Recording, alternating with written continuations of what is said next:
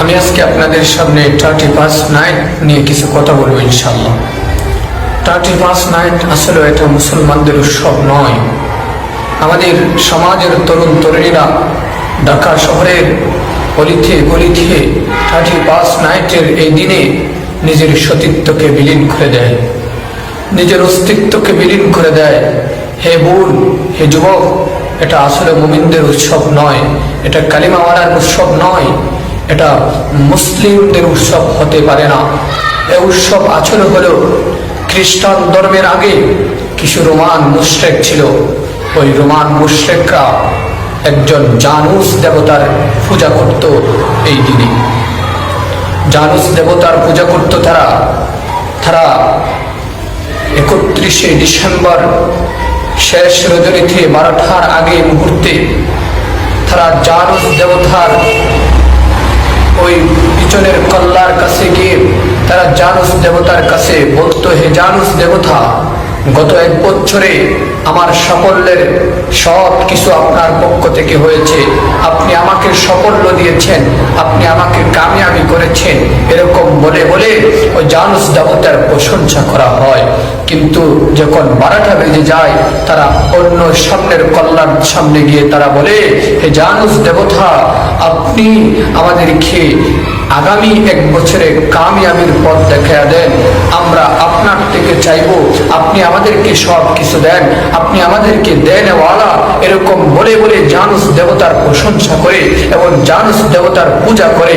আর হে বোন, হে তরুণ, হে তরুণীরা, হে মুসলিমরা, শুনে রাখো, এই ইবাদত, এই মাথা শুধু আল্লাহর সামনে নোয়াতে হবে।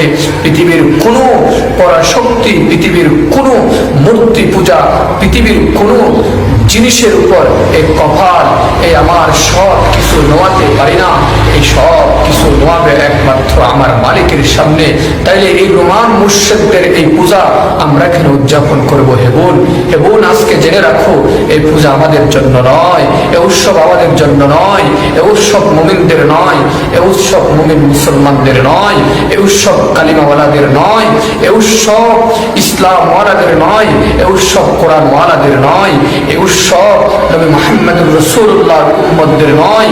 রোমান মুশরিকদের অনুসারী যারা আছে তারাই এইমাত্র এই পূজা করতে পারে, এই উৎসব পালন করতে পারে।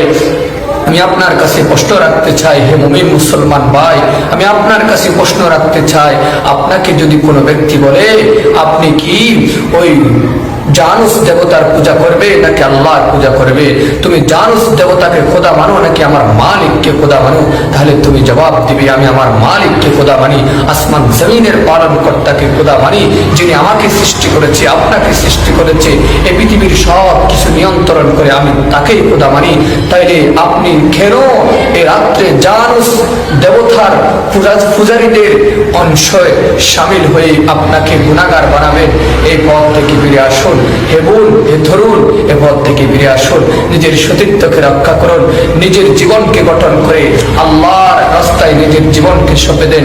কালিমাওয়ালা হয়ে যেন আমাদের সকলের মৃত্যু হয়, আমরা সবাই যেন আল্লাহ রাব্বুল আলামিনের সামনে যেন শিরিক মুক্ত দাঁড়িয়ে আমরা যেন সবাই জান্নাতের দাবিদার হতে পারি। আল্লাহ রাব্বুল আলামিন আমাদের প্রত্যেককে কবুল করুক, আমিন।